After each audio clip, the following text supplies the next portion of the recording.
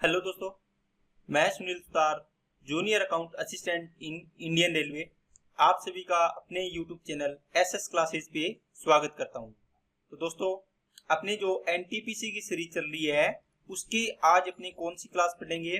13 जनवरी की second shift का exam अपने आज करेंगे। इसकी फर्स्ट शिफ्ट अपने कर ली थी, और इसके अलावा अपने 28 दिसंबर से लेके जो भी 12 जनवरी तक की जितनी भी शिफ्ट हुई है उन सभी को अपने कर लिया है। इसकी प्लेलिस्ट बनी हुई है दोस्तों, ठीक है। तो वहां जाके अगर आपने टेस्ट नहीं लगाया है तो टेस्ट लगा सकते हैं।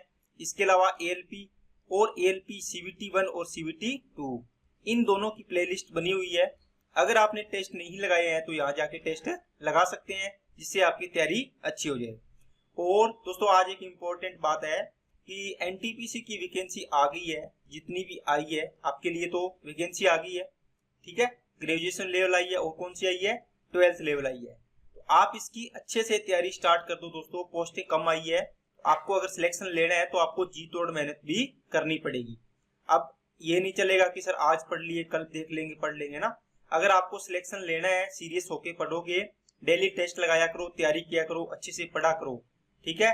अब ये इंस्टाग्राम वगैरह बंद कर दो ताकि आपका सिलेक्शन हो जाए तो आपका एक भार कम हो जाए जिंदगी में, है ना। भारी होता है जिंदगी में बहुत सारे, तो ये सबसे बड़ा पहाड़ी है एक तरीके से। तो इसमें आपको अगर सिलेक्शन हो गया तो आपके परिवार वाले खुश हैं, आप भी खुश हो जाओगे, आप सेटल हो जाओगे, है ना। तो अच्छे से तैयारी करो। और कोई भी इसमें आप ऐसे मत करना कि सर देखेंगे बाद में कर लेंगे। देखो, बहुत कम वैकेंसी है तो आपको ये चीज तो देख के चलना ही पड़ेगा कि अब की बार सिलेक्शन लेना है तो किस प्रकार अपने को पढ़ना पड़ेगा, ठीक है दोस्तों। चलिए अब अपनी क्लास को स्टार्ट करते हैं। तो उससे पहले दोस्तों, अगर आपने चैनल को सब्सक्राइब नहीं किया तो चैनल को सब्सक्राइब कर लो और बेल आइकन पे क्लिक जरूर कर लें, जिससे आपको वीडियो की नोटिफिकेशन समय पर मिल जाए। चलिए क्लास को स्टार्ट करते हैं। 1000 लड़के और 600 लड़कियां एक परीक्षा में भाग लेते हैं। 40% लड़के और 35% लड़कियां उत्तीर्ण हुई, मतलब पास हो गई। तो परीक्षा में अनुत्तीर्ण मतलब फेल उम्मीदवारों की कुल संख्या का प्रतिशत ज्ञात कीजिए। दोस्तों, एक है बॉयज, एक है गर्ल्स। 1000 लड़के हैं और लड़कियां कितनी है, 600। टोटल स्टूडेंट कितने होंगे दोस्तों, 1600 होंगे टोटल। ये हो गया टोटल का रेशियो। अब देखो, इसको रेशियो बना के कर सकते हो आप। अगर इसको यही रखना है तो ये रख सकते हो। इसमें से दोस्तों इसने बोला है कि अनुत्तीर्ण उम्मीदवारों की कुल संख्या बताओ टोटल में से, है ना। आप बताओ, ये 1000 है, 1000 में से लड़के कितने पास हुए हैं, 40। तो बताओ फेल कितने हुए, आप डायरेक्ट फेल का निकाल लो ना यहाँ पर। तो 40%, 1000 का 40% कितना आएगा, 400। ये 35% लड़कियां क्या हुई है, पास हुई है। सॉरी, ये आएगा दोस्तों 600। क्यों? क्योंकि 40% तो पास हुए हैं, आपको तो फेल का निकालना है। तो 40 पास तो फेल कितने, 60%। तो 1000 का 60% 600। इसका कितना निकालोगे, 35% पास हुई है, तो बताओ 65% क्या हुई होगी दोस्तों, फेल हुई होगी। तो 6 5 30 और 6 6 36 और 3 39। तो 600 और 300 990 क्या हुए हैं, फेल हुई है। कितने में से, 1600 में से। गुणा में कितना, 100%। डबल जीरो से डबल जीरो गया 16, कितना जाएगा, 16 6 96, 3 बचेगा, 16 एकम 16, 61 पॉइंट समथिंग। एक ही ऑप्शन है दोस्तों, आगे सोल्व भी मत करो इसको। नेक्स्ट, यदि प्रत्येक 10 सेंटीमीटर भुजा वाले दो गनों के सिरों को जोड़कर एक घनाभ बनाया गया। तो दोस्तों देखो, इस प्रकार आपके दो घनाभ है, ठीक है। समान ऊंचाई लंबाई घनाभ घन है, तो घन की लंबाई चौड़ाई ऊंचाई बराबर होती है, भुजा समान होती है ना सारी। इसी प्रकार एक घन और है सेम ही भुजा का, है ना, a सेंटीमीटर का। इनको इस प्रकार जोड़ देंगे तो इसकी देखो ये लंबाई और ये लंबाई हो जाएगी, a है ये a है, तो इनको जोड़ेंगे तो ये 2a हो जाएगी। बाकी ऊंचाई और चौड़ाई तो सेम रहेगी। इसका मतलब इसकी l हो जाएगी दोस्तों कितनी, 10 सेंटीमीटर है तो कितनी हो जाएगी, 20 हो जाएगी। और b कितनी हो जाएगी, 10 ही रहेगी। और इसकी ऊंचाई है वो भी कितनी रहेगी, 10 रहेगी। ओके। अब कहता है इस प्रकार बने घनाभ का पृष्ठीय क्षेत्रफल बताओ। संपूर्ण पृष्ठीय क्षेत्रफल पूछा गया, बने घनाभ का पृष्ठीय क्षेत्रफल ज्ञात कीजिए। तो दोस्तों 20 कितना हो जाएगा, 200। देखो एल बी क्षेत्रफल क्या होता है, L B plus B H plus H L, इसका 2 गुना होता है पृष्ठीय क्षेत्रफल। तो 2 इंटू कितना आ जाएगा दोस्तों, एल बी मतलब एल इंटू बी, फिर बी इंटू एच, फिर एल इंटू एच आ जाएगा। तो कितना हो जाएगा, 200 प्लस 10 इंटू 10 100 हो जाएगा, प्लस ये कितना हो जाएगा, 200 हो जाएगा। 200 200 400 100 500, 500 का डबल करोगे तो 1000 आपका आंसर आ जाएगा। नेक्स्ट, 500 व्यक्ति एक घनाभागार तालाब में डुबकी लगा रहे हैं। जो 80 मीटर लंबा और 50 मीटर चौड़ा है, यदि एक व्यक्ति द्वारा विस्थापित पानी का औसत आयतन 0.04 मीटर क्यूब है तो तालाब के जल स्तर में हुई वृद्धि ज्ञात कीजिए। दोस्तों 500, एक व्यक्ति इतना पानी देखो विस्थापित करता है, इसका मतलब एक इतना करता है तो 500 कितना करेंगे, 500 इंटू 0.04 इतना पानी, इसका मतलब ये आयतन हो गया दोस्तों। अब बताओ जो घनाभाकार है तो घनाभ का आयतन क्या होता है, लंबाई इंटू चौड़ाई इंटू दोस्तों ऊंचाई होता है। यहां से देखो लंबाई कितनी है, यहाँ पे पुट कर दो वैल्यू की डायरेक्ट, कितनी दोस्तों, लंबाई है 80 मीटर, ओके, चौड़ाई है 50 मीटर और ऊंचाई आपको ज्ञात करनी है। इसको काटो दोस्तों, डबल जीरो यहाँ से नीचे आएगा, ये 2 जीरो कटेगी, 5 चौके 20 आयतन आया इसका, 8 इंटू 5 कितना हो जाएगा 40 और डबल जीरो ये है, ठीक है, और इंटू में आ जाएगा दोस्तों एच। आपको क्या पूछा है, तो जल स्तर में हुई वृद्धि ज्ञात कीजिए। इसमें देखो ऑप्शन सेंटीमीटर में दिए हुए है, ये मीटर क्यूब है, इसके क्या आएगा दोस्तों 20 बटे क्या आएगा 4000 आ गया, बराबर में एच, 0 से 0 कट गया, 2 एकम 2, 2 से काटा 200, ये दोस्तों क्या है 1 बटे 200 मीटर आया है। आपको इसको सेंटीमीटर में चेंज करना है तो 100 से गुणा कर दो, 100 ये सेंटीमीटर में हो गया, इसका मतलब इसको काटोगे तो ये 2 है, 1 बटे 2 कितना होता है 0.5 सेंटीमीटर। नेक्स्ट, x बराबर a साइन थीटा और y बराबर b टेन थीटा हो तो a square upon x square minus b square upon y square का मान ज्ञात कीजिए। आपने दोस्तों a स्क्वायर अपॉन x, इसका मतलब a बाई x निकालना है, इसका होल स्क्वायर कर देंगे, y निकालना है, इसका भी होल स्क्वायर कर देंगे। तो यहां से आप इसी प्रकार निकालो ना, a निकालना है a बाई x, तो ये x यहाँ ले आओ, a बाई x हो जाएगा, ये साइन क्या हो जाएगा यहाँ 1 बटे साइन थीटा हो जाएगा, ओके। इसी प्रकार इसको करोगे तो यहाँ वैल्यू पुट करो, क्या आएगा 1 बटे साइन थीटा का होल स्क्वायर, माइनस देखो a बाई x है, इसका स्क्वायर कर दिया तो 1 बटे साइन थीटा का होल स्क्वायर करेंगे तो 1 बटे ये लिख दिया। इसी प्रकार b Y Y, b upon y का मतलब क्या आएगा 1 बटे टेन थीटा, 1 बटे टेन थीटा का होल स्क्वायर हो गया। बताओ 1 बटे साइन क्या होता है कोसेक स्क्वायर थीटा, माइनस 1 बटे टेन क्या होता है कोट, तो कोट स्क्वायर थीटा, इसकी वैल्यू क्या होती है बताओ, फॉर्मूला ही है 1 होता है ना। नेक्स्ट, ये तालिका दी है दोस्तों, इसका एवरेज पूछा है, इनका मल्टीप्लाई करो, 5 15 दिए 45, 16 8 128, 17 दाए 170, 18 दाए 180, 19 5 94, 20 चौके 80, 5 और 8 13, 13 और 5 18, 8 और 9 17 और 1 18, 18 और 8 26, 26 और 7 33, 33 और 2 35, 35 और 4 39, 3 3 और 3 6 हो गया।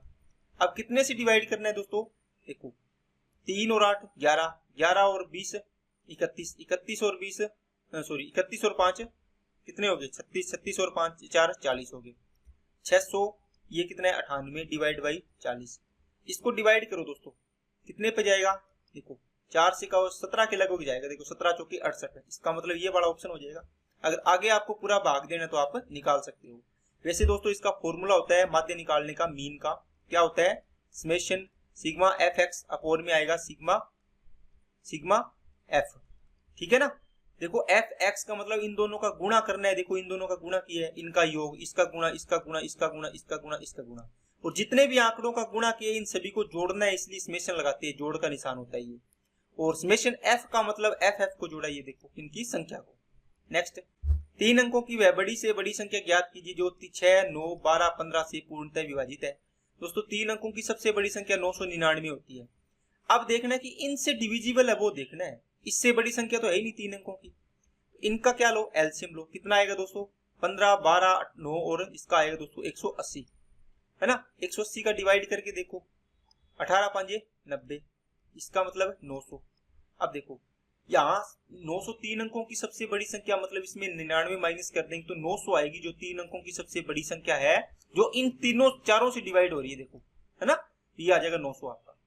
नेक्स्ट, दी गई आकृति में DE समांतर है दोस्तों BC के, और यदि AD बराबर कितना है x, AD बराबर है x और DB बराबर कितना है x माइनस 2 है, ये AE बराबर x प्लस 2 है और EC कितना है दोस्तों x माइनस 1 है, तो x का मान ज्ञात कीजिए। दोस्तों ये दोनों क्या है समांतर है, इसका मतलब इसमें आप थेल्स प्रमेय लगा सकते हो ना, तो AD अपॉन क्या आएगा DB, AD अपॉन क्या आएगा DB। इसी प्रकार इस वाली साइड में क्या आएगा A से E तक अपॉन क्या आएगा दोस्तों EC आएगा। यहाँ AD वैल्यू कितनी है x अपॉन x माइनस 2 आ गया, उधर x प्लस 2 अपॉन क्या आ जाएगा, x माइनस 1 आ जाएगा। अब दोस्तों यहाँ से आप इसको क्रॉस मल्टीप्लाई करके सोल्व भी कर सकते हो, है ना, और आप वैल्यू पुट भी कर सकते हो। जैसे मान लो 5 पुट की, ऊपर आएगा 5, 5 में से 2 गया 3, यहाँ पे 5 और 2 7, और 5 में से 1 गया 4। क्या बराबर आ रहा है, क्या नहीं आ रहा, इसका मतलब ये 5 नहीं है। 3 रखे, देखो 3 रखो तो क्या आएगा, 3 आएगा, बटे में 3 में से 2 गया 1 आया, 3 और 2 5, बटे में 3 में से 1 गया 2 आ गया। क्या बराबर आ रहा है क्या दोनों, नहीं आ रहा, तो ये भी नहीं है ना। 4 रख के देखोगे ना, तो 4 बटे 4 माइनस 2 2 आ गया, 4 और 2 6, और 4 में से 1 गया 3। अब देखो ये 2 आ गया, ये 3 2 6, मतलब 2 बराबर 2 आ गए, इसका मतलब 4 ऑप्शन आपका सही है। नेक्स्ट, कार ए कार बी की तुलना में बी से दोगुनी तेज है। देखो दोस्तों इनकी स्पीड का रेशियो दिया हुआ है, इसका ए कार और बी कार का। तो स्पीड क्या है, बी से दोगुनी है, इसका मतलब बी की स्पीड 1 है, तो इसकी कितनी है, दोगुनी 2 है। अब कहता है कार बी और कार बी कार सी से 3 गुनी है। देखो कार बी और सी का रेशियो दिया है, ये पहली लाइन में इन दोनों का दिया था, दूसरी लाइन में यहां बना लो इसके साथ। सी से 3 गुना है, मतलब सी की 1 है तो इसका 3 हो जाएगा। अब इनका एक रेशियो बना लो स्पीड का, कितना आएगा, एन बना लो, उल्टा एन बना लो, इस प्रकार की, है ना। नहीं तो यहाँ पे खाली जगह है, इसके नजदीक 3 है तो यहाँ 3 आ जाएगा, यहाँ इसके ये खाली जगह के नजदीक 1 है तो 1 आ जाएगा। इनको गुणा कर लो, 3 2 6, 3 एकम 3 और 1 एकम 1। अब कहता है कार सी कार द्वारा 60 मिनट में तय की गई दूरी को तय करने में कार बी को कितना समय लगेगा। दोस्तों देखो ये जो भी दूरी है ये सी, ये क्या करता है 60 मिनट में तय करता है। अब कहता है कि ये बताओ इसको बी कितने टाइम में करेगा, है ना। इनकी स्पीड का रेशियो ये है, इनके टाइम का रेशियो क्या आएगा दोस्तों। देखो जब भी आपके पास 2:3 मान लो स्पीड का रेशियो है ना, तो टाइम का रेशियो निकालना होता है अपने 3:2 कर देते हैं। जब 2 होते हैं ना, 2 ही टर्म होती है तो अपने इसको उल्टा कर देते हैं, आ जाता है आंसर है। लेकिन 3 होती है तो आप क्या करते हो, इसका एलसीएम ले लिया करो, 6 3 और 1 का, मतलब इसका उल्टा करना होता है, 1/6 1/3 और 1 कितना आएगा 1, मतलब इनको उल्टा करना है, देखो है ना। अब देखो इनका एलसीएम लोगो 6 और 3 का, तो कितना आएगा 6, तो सभी के गुणा में 6 रख दो, सभी के गुणा में क्या रख दो 6, 6 से 6 कट गया 1 आ गया, ये कितना आएगा 2 आएगा, और ये कितना आएगा 6 आएगा। ये आगे दोस्तों टाइम का रेशियो। अब देखो सी को 6 पार्ट लग रहे हैं, इसका मतलब 6 की वैल्यू 60 मिनट लग रहे हैं, 1 की वैल्यू कितना गुना हो गया 10 गुना, तो बी को पूछा तो इसका भी 10 गुना कर दो, तो इसको 20 मिनट लगेंगे। क्या बात समझ में आई क्या सभी को, ठीक है ना। बाकी आप समझदार हो, इसको आराम से आप कर सकते हैं। नेक्स्ट, 12 मीटर ऊंचा एक पेड़ हवा से टूटकर इस प्रकार जमीन पर गिरता है कि इसका सिरा जमीन को स्पर्श करता है और जमीन के साथ 60 डिग्री का कोण बनाता है। पेड़ हवा की वजह से जमीन से कितनी ऊंचाई से टूटा है। दोस्तों ये 60 है, ये आपको पता है 90 डिग्री होगा, ये कितना होगा 30 डिग्री होगा। आप इसके अंदर कोई भी लगा सकते हो। देखो क्या आपको एक्स क्या पूछा है, हवा की वजह से जमीन से कितनी ऊंचाई, मतलब एक्स की वैल्यू पूछी है। एक्स किस में आएगा, देखो दोस्तों लाल बटे कक्का होता है ना, ये समकोण त्रिभुज के लिए होता है ना। इसमें सारे आ जाते हैं, साइन कोस टेन कोट जो भी होते हैं सारे है। आपको क्या चाहिए, लंब चाहिए, इसके साथ में क्या चाहिए, आधार नहीं है, ये कर्ण है, कर्ण वाला लंब और कर्ण वाला कौन है, इसमें लंब आधार है नहीं आएगा, इसमें लंब आधार और कर्ण है नहीं आएगा, इसमें लंब और कर्ण है, तो ये ले लेंगे। ये किसका रेशियो होता है, आप बोलो सर ये साइन का रेशियो होता है, तो साइन 60 डिग्री इक्वल टू क्या आएगा, ये आ गया दोस्तों एक्स, ऊपर लंब आ गया परपेंडिकुलर, और नीचे क्या आएगा कर्ण 12 माइनस एक्स आ जाएगा। अब देखो साइन 60 की वैल्यू क्या आती है दोस्तों, √3 होती है, क्या √3/2 होती है। अब इसको क्रॉस मल्टीप्लाई करो, 2x बराबर 12 √3 माइनस का √3x। अब √3x इधर लेके आओगे तो क्या आएगा, 2 प्लस का √3 बनेगा, और कॉमन ले लिया आपने x 12 आ गया, 12 क्या आ गया दोस्तों 3 आ गया। x इक्वल टू क्या आएगा 12 √3 डिवाइड बाई 2 प्लस √3 आएगा, ठीक है। और इसको आपको अगर थोड़ा सा भी पता है तो आप ये किया करो दोस्तों, √3 और 2 में बड़ा कौन है, √3 बड़ा है ना, ठीक है। √3 बड़ा है या 2 बड़ा है, 2 बड़ा है दोस्तों, इसको जो बड़ा है उसको पहले लिखा करो, ठीक है। अब इसका परिमेयकरण करना है तो क्या करोगे, आपको पता है अगर इसका 2 का स्क्वायर कितना आएगा 4, √3 का स्क्वायर कितना आएगा 3, इनका अंतर कितना आ रहा है 1। जब भी अंतर 1 आए, इनके स्क्वायर का अंतर 1 आ रहा है, तो यहाँ पे डायरेक्ट लिख दिया करो दोस्तों 12 √3, यहाँ क्या आ जाएगा 2 माइनस का √3। क्या बात समझ आएगी सभी को। इसको आप यहाँ पर लिखने की बजाय आप डायरेक्ट इसको क्या लिख सकते हो, देखो क्या लिख सकते हो दोस्तों 12 √3, यहाँ पे लिख दो 2 माइनस का √3। आप इसको सोल्व करोगे ना तो भी यही वैल्यू आनी है, नीचे 1 आ जाएगा देखो, ठीक है। अब देखो इसको अंदर गुणा कर दो, 12 2 24 √3 माइनस का 12 3 36 हो जाएगा। कौन सा ऑप्शन आ रहा है? ये ऑप्शन आ रहा है, ये आंसर हो जाएगा। नेक्स्ट 2/3 4/9 8/15 10/21 का एलसीएम। दोस्तों जब भी फ्रैक्शन का एलसीएम पूछे आपको तो आपको एक चीज पता होनी चाहिए, क्या? एलसीएम पूछे है फ्रैक्शन का तो ऊपर तो आएगा एलसीएम अंश का ऊपर वालों का, और नीचे वालों का क्या आएगा? एचसीएफ आएगा। अगर एचसीएफ पूछा होता फ्रैक्शन का तो ऊपर तो एचसीएफ आएगा, नीचे क्या आएगा? एलसीएम आएगा।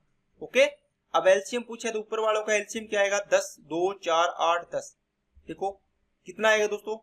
10 आ गया सबसे बड़ी संख्या, तो इसमें 10 में 2 तो आ गए, 4 देखो 2 चौके 8, 4 बच गया, 4 आ गया, तो 40 इसका क्या आ जाएगा? ऊपर आ गया एलसीएम। और नीचे वालों का 3 9 15 21, तो मतलब 3 क्या आ गया? इसका एचसीएफ आ गया, तो 40/3 आ गया। अब दोस्तों इसका मैं आपको पूछ रहा हूँ कि इसका एचसीएफ क्या आएगा, वो आपको कमेंट बॉक्स में कमेंट करना है ताकि मेरे को पता चले कि आपको चीजें क्लियर हो रही है। नेक्स्ट, एक संख्या का 1/4। दोस्तों कोई भी संख्या, एक एक्स है और एक है वाई। कहता है एक संख्या का 1/4 मतलब एक्स का 1/4 दूसरी संख्या के 3/8 के बराबर है, तो 3/8 कर दो इसका दूसरी संख्या का, इसके बराबर है। 4 2 8, तो x अपॉन वाई का रेशियो कितना आ गया दोस्तों? 3/2 आ गया। यदि पहली संख्या, अब देखो यहाँ पे इसने जोड़ा है ना, तो इसको आप डायरेक्ट नहीं जोड़ सकते, 3 में 30 जोड़ दिया या 2 में जोड़ दिया ना, इसको 3a और 2a कर लो इसको, अब इसमें जोड़ सकते हो। तो पहली संख्या कितनी है दोस्तों? 3a, तो 3a में इसने क्या किया है? पहली संख्या में 30 जोड़ा है, तो यह दूसरी संख्या की 6 गुना के बराबर है, तो दूसरी संख्या कितनी है? 2a, 2a का 6 गुना के बराबर है 30 जोड़ने के बाद। अब इसको सोल्व करो, 6 दूनी 12, 3 इधर जाएगा तो कितना आ जाएगा? 9a, बराबर कितना आएगा? 30 आया है। इसको सोल्व करोगे तो a की वैल्यू आ गई दोस्तों 10/3 आ गई। a की वैल्यू 10/3 रखो, आपको पूछा है पहली संख्या, तो पहली संख्या कितनी है? 3 है, तो 3a कर दो, इसको 3 गुना कर दो, 10/3 इंटू 3 आ जाएगा, 3 से 3 कट गया तो कितनी आ गई? 10 आंसर आ जाएगा। नेक्स्ट देखो दोस्तों इसको सोल्व करना पड़ेगा। देखो ये a और ये b, ये a इसको तो सेम है ये तो, लेकिन ये अलग है। इन दोनों में देखो 2 पार्ट है इसमें, इन दोनों, ये दोनों गुणा में है, ये दोनों गुणा में, 2 पद है।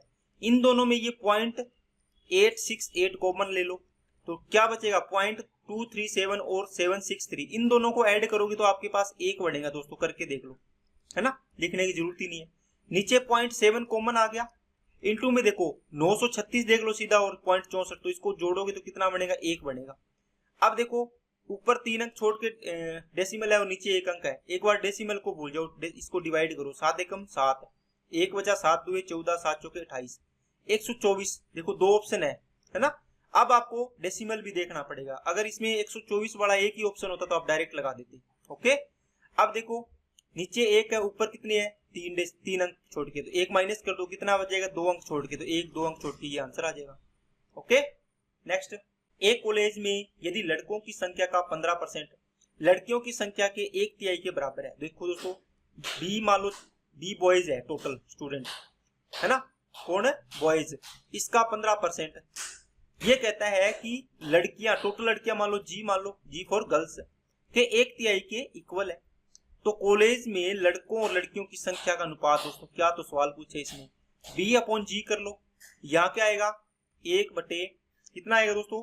3 है ही, इंटू में क्या आएगा? इसको 15/100 करोगे तो 100 ऊपर चला जाएगा और 15 नीचे आ जाएगा। इसको 5 दिए 15 और 5 से कटा 20, तो 20 बटे कितना आ गया दोस्तों? 9, मतलब 20:9 आ जाएगा।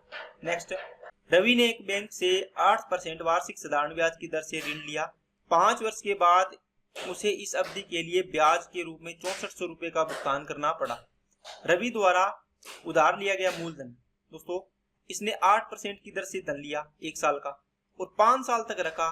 1 साल का 8%, 5 साल का 40%, तो ब्याज बना 40%। ये कहता है 6400 रुपए ब्याज बना है, और 100% की वैल्यू बताओ बस ना। 40% मतलब एसआई की वैल्यू दे रखी थी, आपने एसआई परसेंटेज निकाल लिया, ये केवल इक्वल हो गया। तो आप इसका कितना गुना है? 160 गुना, तो इसका भी 160 गुना कर दो, कितना आ जाएगा दोस्तों? 16,000 रुपए। ओके, ये आंसर हो गया। नेक्स्ट, अल्फा और बीटा बहुपद fx बराबर kx² + 4x + 4 के ऐसे शून्यंक है कि alpha square plus beta square बराबर 24, तो k का धनात्मक मान। दोस्तों जब भी द्विघात समीकरण है इसके इस प्रकार के सवाल जरूर आते हैं। तो देखो कैसे करते हो आप, अल्फा प्लस बीटा आपके पास वैल्यू आ जाती है यहाँ से, क्या माइनस का बी डिवाइड बाई क्या आता है ए आता है।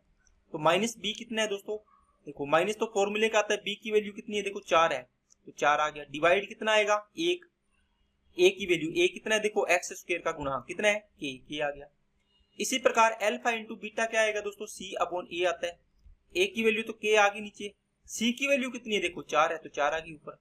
ओके, अब देखो अल्फा प्लस बीटा का होल स्क्वायर करो यहाँ से, तो यहाँ क्या आएगा alpha square beta square plus 2 alpha और बीटा आ गया। अल्फा प्लस बीटा की वैल्यू कितनी है -4 बटे के, इसका होल स्क्वायर कर दो। Alpha square plus beta square की वैल्यू कितनी है दोस्तों 24 दे रखी है, प्लस 2 अल्फा बीटा कितना आएगा देखो 2 इंटू अल्फा इंटू बीटा कितना है 4 बटे के आ गया। बस इसको सोल्व करना है, 4 चौके 16 बटे के स्क्वायर बराबर में कितना आ गया 24 प्लस 8 बटे कितना आ गया के आ गया। अब दोस्तों इसको इस साइड लेके आओ, किसको 16 बटे के स्क्वायर माइनस का 8 बटे के बराबर में कितना है 24 है। अब देखो 8 एकम 8, 8 2 8 3 24, 8 2 16, तीनों में कट रहा है तो बराबर ने काट दिया। यहां से इसकी समीकरण बनेगी दोस्तों 2 बटे के स्क्वायर माइनस का 1 बटे के और बराबर में कितना आ गया 3 आ गया। अब दोस्तों आप इसको जैसे मर्जी तरीके से इसको सोल्व कर सकते हो, है ना। आप इसको क्रॉस मल्टीप्लाई करके इसका वैसे निकाल सकते हो, या फिर आप क्या करो 1 बटे के को ना आप x मान लो या a मान लो y मान लो, कुछ भी मान लो। मान लिया तो 1 बटे इसको मान लिया x, तो ये x स्क्वायर हो जाएगा 2x स्क्वायर माइनस ये कितना हो जाएगा 1 बटे x की वैल्यू सॉरी 1 बटे k की वैल्यू x है बराबर कितना 3, तो इसको -3 इधर ले आओ बराबर 0 हो गया। अब इसको द्विघात समीकरण इसको हल कर लो। आप देखो 3 2 6 आना चाहिए गुणा करने पर, जोड़ने या घटाने पर कितना आना चाहिए माइनस का x, ये आएगा 3 और 2, ये माइनस का करोगे ये प्लस का करोगे तो आप देखो 3 में से -3 प्लस 2 मतलब -1 बचेगा, 3 2 6 हो जाएगा टोटल, देखो इन दोनों का गुणा। अब देखो इसके डिवाइड में कितना आएगा, एक की वैल्यू डिवाइड भी करते हैं। अब इसका जो आंसर आएगा वो क्या आएगा प्लस वाला, ये माइनस का उल्टा करते हैं ना, +3/2 आएगा, और ये कितना आएगा दोस्तों उल्टा -2/2 है ना, एक वैल्यू आएगी, तो ये माइनस वाला तो लेना नहीं है। ओके, ये वैल्यू आएगी इसकी पॉजिटिव, धनात्मक के का पॉजिटिव वैल्यू चाहिए आपको। तो देखो x की वैल्यू आई है आपके पास 3/2 है ना, तो k की वैल्यू क्या है देखो इसका उल्टा है, तो 2/3 क्या हो जाएगी इसकी वैल्यू हो जाएगी, तो ये 2/3 इसका आंसर आ जाएगा। एक दूसरे की ओर चलने वाली दो रेलगाड़ियां एक ही समय पर 250 किलोमीटर की दूरी पर स्थित दो स्टेशनों से चलना शुरू करती है। रेलगाड़ियां किसी एक स्टेशन से 130 किलोमीटर दूर किसी स्थान पर एक दूसरे से मिलती है, उनकी चालों का अनुपात ज्ञात कीजिए। दोस्तों इस प्रकार का सवाल, ये मतलब देखो यहां से लेके मान लो 2 पॉइंट है यहाँ तक, है ना, ये ए पॉइंट मान लो, ये बी। अब ए पॉइंट से व्यक्ति जा रहा है और एक बी पॉइंट से इधर आ रहा है। ये कहता है किसी एक स्टेशन से 130 किलोमीटर, मान लो यहाँ बना 130, मतलब ये 130 किलोमीटर दूरी चल गया यहाँ से यहाँ तक, ओके, इस पॉइंट तक। और ये व्यक्ति कितना चला है 120 चला है ना, टोटल कितनी है 250 में से ये 130 चल के आया यहाँ, तो ये भी कितना चला होगा 120 चला होगा, टोटल 250 बनानी है ना। अब देखो जब भी क्या कहता है कि इसकी टाइम सेम है दोस्तों, एक ही समय पर चला है, इसका मतलब क्या हुआ इसका टाइम सेम है, तो डी और एस क्या होगी बराबर होगी। बराबर होने का मतलब क्या हुआ, जो दूरी का रेशियो होगा वो स्पीड का होगा, या स्पीड का रेशियो दे रखा है वही दूरी का होगा। क्या बात समझ आई क्या, आपको किसका दे रखा है डिस्टेंस का, कितना 130 ये चला है, तो ये कितना चला है दोस्तों 120 चला है, इनका रेशियो कितना आ गया 13-12, तो स्पीड का रेशियो भी क्या होगा इसके बराबर होगा, मतलब यही रेशियो होगा, तो 13:12 इसको स्पीड का रेशियो हो जाएगा, तो आंसर आएगा 13:12। कुछ भी नहीं करना दोस्तों, सीधा का सीधा सवाल है। नेक्स्ट, 8,000 की धनराशि पर 5% वार्षिक दर से 2 वर्ष का चक्रवृद्धि ब्याज वार्षिक तौर पर होती है, तो ज्ञात कीजिए। दोस्तों 5% की दर से 2 साल का इसकी इफेक्टिव रेट CI % की दर कितनी आएगी बताओ।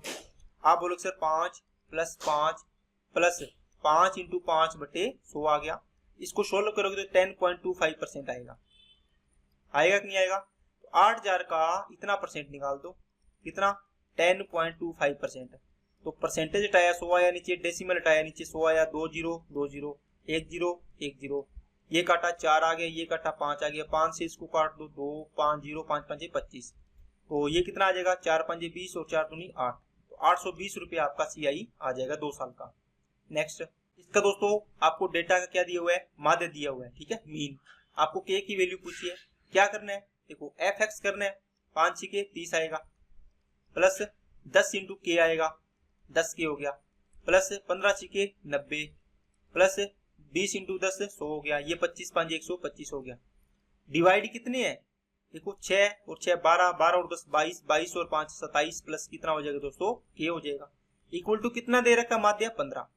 अब इनको जोड़ो, 125 ये कितना है 290, 320, 320 और 420, 420, 440 और 445, प्लस कितना हो गया दोस्तों 10 के, इक्वल टू में 15 12 कितना होता है, सॉरी 15 को 27 से गुणा करो, 30 15 7 100, 15 7 105, ये 0 ये 405, 405 हो गया, प्लस क्या हो गया ये हो गया।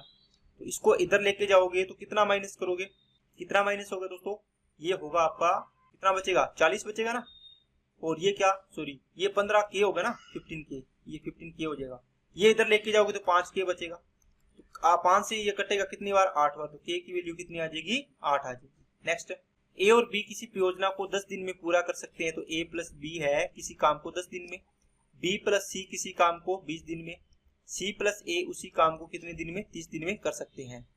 ओके, इनका टोटल वर्क कितना आ जाएगा 60, 10 छिके 60, 20 दिया 60, 30 दुए 60 हो गया। अब देखो दोस्तों ए बी सी तीनों मिलकर एक साथ काम करते हैं तो वे परियोजना को कितने दिनों में पूरा कर देंगे। अब आप इन सभी को ऐड करोगे ना, देखो ये 2a a 2a आएगा, b b 2b आएगा, c c 2c आएगा ना, तो कितना आएगा 2a plus b plus c, इनको जोड़ दो 6 और 3 9 और 2 11 है ना, तो a plus b plus c तीनों का पूछा है आपको, 11/2 से डिवाइड करना है ना, 60, इनकी टोटल तीनों की एफिशिएंसी कितनी आ गई 11 और डिवाइड 2 तो 2 ऊपर चला जाएगा, 120 को डिवाइड करना है किससे 11 से, तो आंसर दिया हुआ है आपका एक नंबर। नेक्स्ट, x का वह मान ज्ञात कीजिए कि व्यंजक 12.95 into 12.95 plus 12.95 into x plus 0.03 into 0.03 का मान पूर्ण वर्ग हो। देखो दोस्तों जब भी आपको पूर्ण वर्ग बनाना हो तो आप क्या करते हो, ए स्क्वायर प्लस का बी स्क्वायर प्लस 2 इंटू ए इंटू बी, ये होना चाहिए ना, ये a प्लस बी का होल स्क्वायर बनता है। अब इसको बनाना है, देखो ए स्क्वायर बन जाएगा, चलो ठीक है, अब यहां से क्या बन जाएगा बी स्क्वायर बन जाएगा, ठीक है, प्लस इसको बनाना है, इसमें देखो एक तो चाहिए 2 है ना, 2 इंटू अब a की वैल्यू तो आपने 12.95 इसमें दी हुई है, इंटू x की जगह आपको क्या रखना है 0.03 आएगा। अब आपने क्या क्या वैल्यू पुट की है यहाँ पे, देखो आपके पास यहाँ पे ये चीज थी, आपने ये चीज बनाई है, आपने एक तो ये रखा है एक और एक ये रखा है, इसका मतलब ये गुणा किया आपने 0.06 का, तो ये आंसर आ जाएगा पूर्ण वर्ग बनाने के लिए।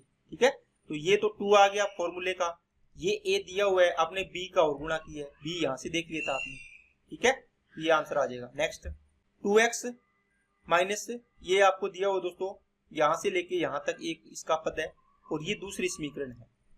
अब आपको क्या दिया हुआ है इसके अंदर, a व b के मान ज्ञात करना है, समीकरण के अनंत हल हो। दोस्तों समीकरण के जब भी अनंत हल हो तो आप क्या करते हो, आप बोलोगे सर a1 अपॉन a2 बराबर b1 अपॉन b2 बराबर होगा c1/c2। ओके, ये इसके अंदर प्रोसेस लगेगा। अब इसमें देखो, इसमें कौन सी समीकरण, आपको ये समीकरण देख के समझ ही नहीं आ रहा होगा। देखो दोस्तों a1x plus a2 b1xy plus c1 equal to 0, a2x plus b2y plus c2 equal to 0, इसमें नहीं लगाते क्या a1/a2 बराबर b1/b2 बराबर c1/c2। अब देखो ये x का ये y आ गया, ये c1 इधर दिया हो, इसको दूसरी साइड ले जाएंगे अपने।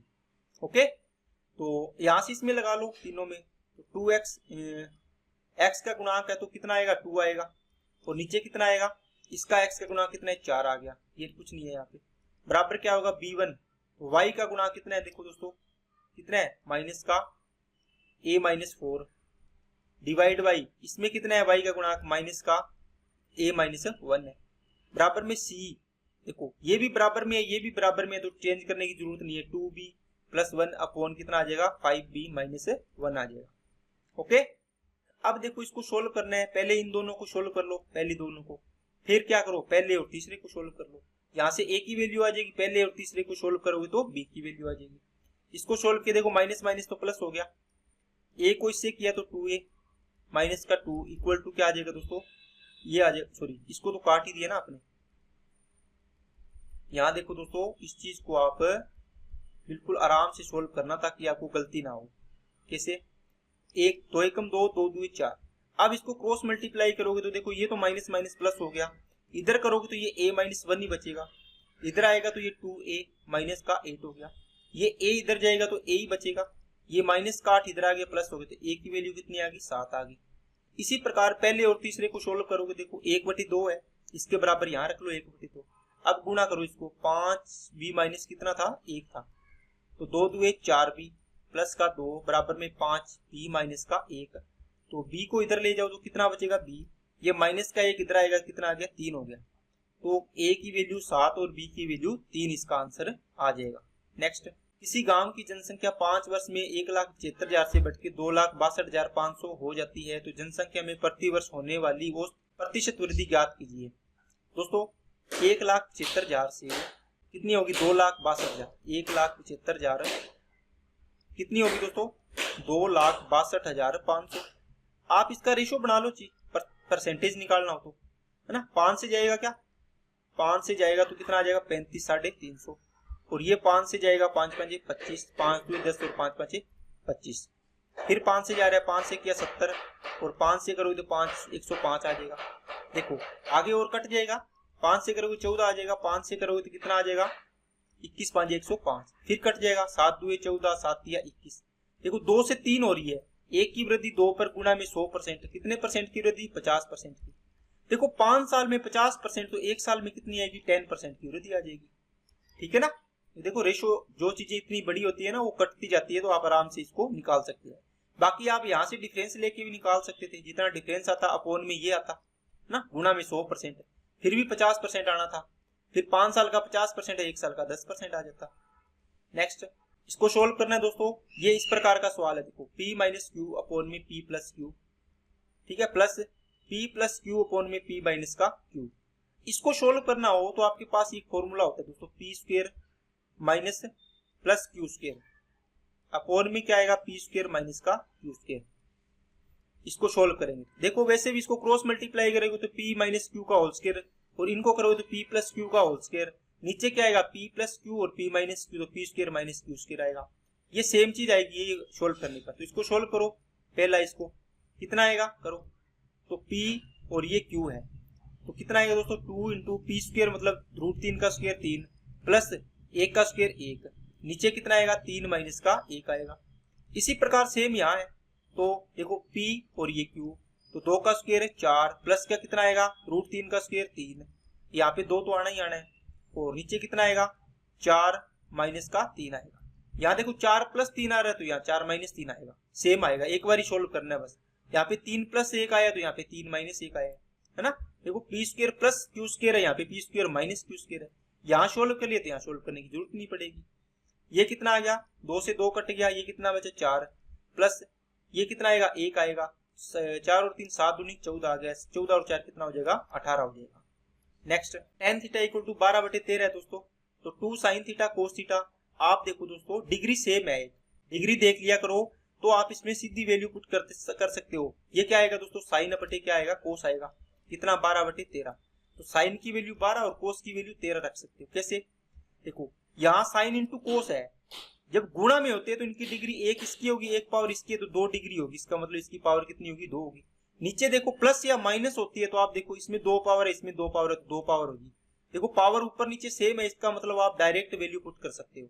ओके, तो साइन की वैल्यू पुट कर दो, कितनी? 12, कोस की वैल्यू 13, नीचे कितना आएगा? कोस स्क्वायर मतलब 13 का स्क्वायर 169 माइनस साइन स्क्वायर का 12 का स्क्वायर 144, है ना। यहाँ से वैल्यू पुट की है। अब इसको सोल्व करो, कितना आएगा? 24 इंटू आएगा दोस्तों 13 डिवाइड बाई ये आगे दोस्तों कितना? 25। ओके, तो नीचे 25 तो इसमें भी है और इसमें भी है, इसमें भी है ना। ऊपर गुणा कर लो, 13 चौके 52, इकाइयां 2 आ रहा है, इसमें भी आ रहा है, करना नहीं पड़ेगा। 13 चौके 52, 5 13 2 26 और 5 31, तो 312/25 इसका आंसर आ जाएगा। नेक्स्ट, एक दुकानदार ने एक वस्तु को 3000 में खरीदी, 3600 में बेच दी दोस्तों। 00 से 00, 6 5 30, 6 6 36, 5 रुपए की चीज को 6 में बेच दिया, 1/5 मतलब 20% का प्रॉफिट। नेक्स्ट, रमेश ने एक वस्तु को इसके वास्तविक मूल्य से 15% कम मूल्य पर खरीदा दोस्तों। 100 रुपए मान लो इसका वास्तविक मूल्य था, इससे इसने खरीदा है कम मूल्य पर, मतलब 85% पर, 85 रुपए में खरीदा है। 15% कम पर खरीदा है ना, 15% कम पर। अब कहता है इसे इसके वास्तविक मूल्य से 10% अधिक पर बेचा। इसका मतलब इसने बेचा कितने पर, 10%। वास्तविक मूल्य यही था ना, रियल से 10% अधिक, मतलब 110 में बेचा। अब ये क्या कहता है कि लाभ परसेंट बताओ, कितने का लाभ होगा। देखो 15 और 10 25 का, डिवाइड बाई कितने पर, 85 पर, गुणा में 100%। 5 से काटा 5, 5 से काटा 17। अब देखो ये 500 हो गया और ये कितना हो गया 17। अब 17 से इसको डिवाइड करो, 17 दूगा 34, 16 बचेगा 160, 17 8 136, 17 9 153, तो 29 पॉइंट समथिंग आएगा, ये आंसर हो जाएगा। नेक्स्ट, इसका मान दोस्तों आपको सम संख्याओं के वर्गों का योग, तो यहाँ से 2 स्क्वायर कॉमन ले लो, अंदर क्या बचेगा 1 स्क्वायर, फिर 2 square plus 3 square plus dash dash करके यहाँ कितना बचेगा 11 का स्क्वायर। देखो दोस्तों 2 इंटू 1 का होल स्क्वायर था, प्लस 2 इंटू 2 का होल स्क्वायर था, इसी प्रकार आगे था।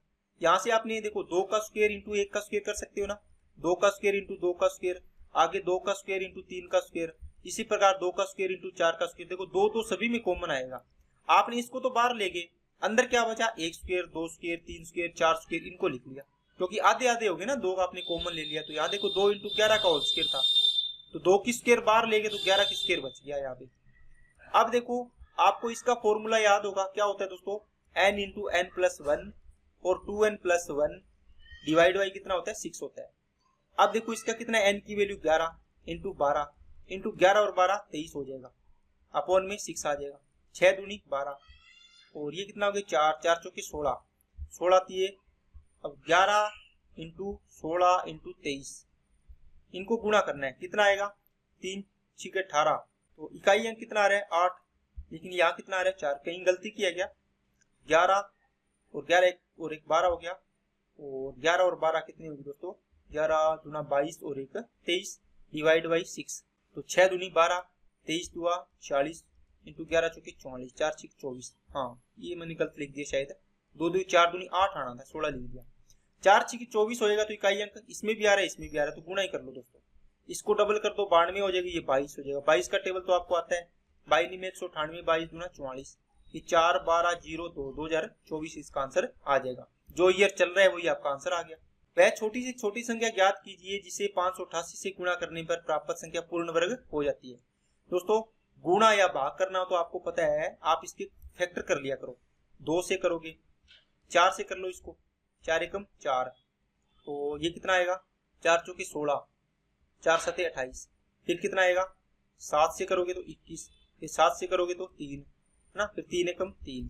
अब देखो यहाँ तो 2 का स्क्वायर बन रहा है, तो 2 इंटू 2 पेयर बाहर आ जाएगा ना, 4 का वर्गमूल तो निकलता है, यहाँ भी 7 7 49 का वर्गमूल निकलता है, मतलब 2 पेयर में से एक बार आ जाएगा, यहाँ 3 ही बच गया, तो कितने से गुणा करोगे 3 से, तो कितने से करोगे 3 से। अगर इसमें ये पूछ लेता कि भाग कितने से करोगे, तो बताओ मेरे को आंसर देना कमेंट बॉक्स में, कितने से करोगे आप भाग, अगर भाग करना पड़ जाए तो। सेम सवाल है दोस्तों। नेक्स्ट, जब किसी भिन्न के अंश में 6 जोड़ा जाता है, आप एक भिन्न ले ली x अपन y, ये बोलता है कि इसके जो अंश है इसमें 6 जोड़ दिया, ठीक है, तो भिन्न का मान क्या हो जाता है 3/4 बढ़ जाता है, तो x अपॉन y भिन्न थी, इसका मान 3/4 बढ़ गया।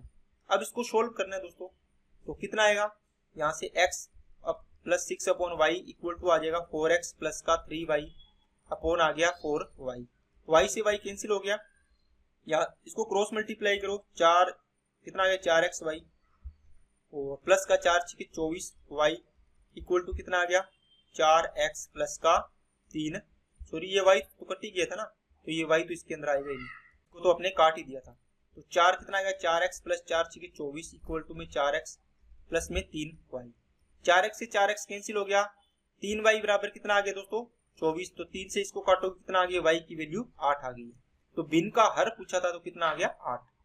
नेक्स्ट, निम्नलिखित में से किन 2 सेक्शनों में विद्यार्थियों की संख्या का अनुपात 1:3 है। अब देखो दोस्तों, यहाँ देखो इसमें सेक्शन 2 और 5 को चेक करो, 2 में कितना है 30, 2 में कितना है दोस्तों 30, ठीक है, और 5 में कितना है ये है 70। क्या इनका रेशियो है क्या 1:3, ये तो 3:7 है, इसका मतलब ये नहीं है। 3 और 1 को चेक करो, 3 का कितना है 20 है, DC है ना, और 1 का कितना है दोस्तों 60। अब देखो 1:3 आ रहा है, इसका मतलब ये आंसर हो गया। आपको ना ये ऑप्शन से चेक करना होगा ताकि आपको जल्दी पता चल जाए, ठीक है। नेक्स्ट, निम्नलिखित में से किस सेक्शन में विद्यार्थियों की संख्या किसी अन्य सेक्शन की तुलना में ठीक दोगुनी है? दोस्तों देखो 3 में, देखो 3 में ये रहा 3 वाला, 3 में कितनी है 20। अब इसके अंदर चेक करनी है आपको निम्नलिखित किस सेक्शन में, तो किसी की दोगुनी है। इसमें देखो इसने बोला है कि 3 में दोगुनी है किसी अन्य सेक्शन, हो सकती है कि सबसे कम है। 4 में चेक करो, ये रही 4 वाली, ये कितनी है 40। ये 40 किसी की दोगुनी है, मतलब किसी की दोगुनी होने का मतलब कोई ऐसा सेक्शन है उसका दोगुना है 40। ये इसका मतलब कितनी होनी चाहिए, इस सेक्शन की 20 होनी चाहिए, तो 20 इसकी है, ये है ना। तो ये 4 वाला है ना, इसमें है कि किसी सेक्शन की दोगुनी है, देखो इसका दोगुना है ये। ओके, समझ में आ गई ना बात। नेक्स्ट, 3 सर्वाधिक संख्या वाले सेक्शनों में छात्रों की औसत संख्या, 3 सबसे कम संख्या वाले सेक्शनों में छात्रों की औसत संख्या का अंतर ज्ञात कीजिए। देखो दोस्तों 3 सर्वाधिक मतलब सबसे अधिक, सेकंड सबसे अधिक और थर्ड सबसे अधिक, कितना आएगा 70, 130 हो गया, और ये 50, 180, तो ये कितना हो गया, इसका एवरेज 60 हो गया। अब देखो सबसे कम वाले 3, सबसे कम उससे थोड़ा सा ज्यादा, उससे थोड़ा सा ज्यादा, ये बच गए, ये 20, 30, 50, 50 और 40, 90, तो 90 बटे कितना आएगा 3 आएगा, इसका कितना आ गया 30। इनका अंतर पूछे दोस्तों, कितना आएगा 30 आएगा अंतर, ठीक है, तो आंसर हो गया 30। नेक्स्ट, ग्राफ में प्रदर्शित सभी 6 सेक्शनों की तुलना करने पर किस सेक्शन में विद्यार्थियों की संख्या विद्यार्थियों की औसत संख्या के निकटतम है? दोस्तों देखो टोटल सभी का एवरेज निकालना है। अभी आपने एक का 180 निकाला और एक का कितना निकाला 90 निकाला, टोटल कितना हो गया 270 हो गया। एवरेज कितना आया दोस्तों, 6 से डिवाइड करोगे तो 45 आएगा, है ना, 6 ही है ना, 6 देखो 45 आ गया। 45 किसके नजदीक है, देखो 4 और 6, इसमें 4 को चेक करो 40 के नजदीक है, और 6 कितने है, देखो 50 है, इन दोनों के नजदीक है, बाकी के नजदीक है नहीं है। 2 और 3 में चेक करो तो इससे काफी दूर है। ऑप्शन का सहारा लेके आप इसको आसानी से देख सकते हैं। ठीक है दोस्तों, आज की क्लास में अपने इतना ही रखते हैं, आपकी क्लास कंप्लीट होती है। सारे के सारे क्वेश्चन अपने कर लिए आसानी से। तो जो भी क्वेश्चन का मैंने आंसर पूछा है तो उसका क्वेश्चन का आप कमेंट बॉक्स में रिप्लाई किया करो दोस्तों। और अब जो भी क्वेश्चन मैं दूं इसका मतलब आप ऐसे समझा करो आपको एक बोनस का नंबर तैयार हो रहा है ना। अब जैसे कोई भी आपके कॉन्सेप्ट आया उससे रिलेटेड मैंने एक कॉन्सेप्ट करवा दिया, अगर उसी से रिलेटेड दूसरा है मैंने क्वेश्चन पूछा है तो आप उसका रिप्लाई किया करो, ठीक है ना, ताकि मेरे को पता चले कि आपका कॉन्सेप्ट अच्छे से बिल्ड हो रहा है या आप चीजों को सीख रहे हो या नहीं सीख रहे हो। ठीक है, अब एनटीपीसी की वैकेंसी आ गई है, बिल्कुल भी देरी मत करो, अच्छे से क्लासेस लगाओ और अपनी तैयारी को बेहतर करो। दोस्तों बहुत सारे स्टूडेंट दिन रात पढ़ रहे हैं, अगर आपको सिलेक्शन लेना है तो मैं बार बार यही कहूंगा कि आप ढीले में मत छोड़ना इसको, अगर आपको सिलेक्शन चाहिए तो, ठीक है ना। अगर अपना टाइम कीमती टाइम दे रहे हो तो इसको अच्छे से देना ताकि आपको सिलेक्शन हो जाए। ठीक है, तो आज के लिए इतने रखते हैं। अगर दोस्तों आपको वीडियो अच्छी लगे तो लाइक करना, और चैनल को सब्सक्राइब नहीं किया तो चैनल को सब्सक्राइब कर लो। अब आपको रेगुलर वीडियो तो मिल ही रही है, और भी कोई वीडियो होगी तो वो आपको मिलती रहेगी, और बेल आइकन पे क्लिक कर लो जिससे आपको कोई भी वीडियो आए तो आपको इसकी नोटिफिकेशन समय पर मिल जाए। तो दोस्तों ये आपका आज का क्वेश्चन ऑफ द डे है, तो आपको मैं डेली एक क्वेश्चन दिया करूंगा ताकि आपकी प्रैक्टिस हो। नया नया क्वेश्चन मैं दिया करूंगा जिससे आपको हर एक कॉन्सेप्ट का पता चले। तो ये आपका क्वेश्चन दिया है आपको मैंने, इसका आंसर आपको कमेंट बॉक्स में पूरा समझाना है आपको। अगर आप रिप्लाई दे रहे हो तो आपको इसका ओनली आंसर नहीं देना, आपको पूरा इसका डिस्क्राइब करके देना है कि किस प्रकार आपने आंसर इसका निकाला है। ठीक है, तो ताकि आपका भी कॉन्सेप्ट पक्का हो जाए। ठीक है, तो आज के लिए इतना ही। Okay, thank you.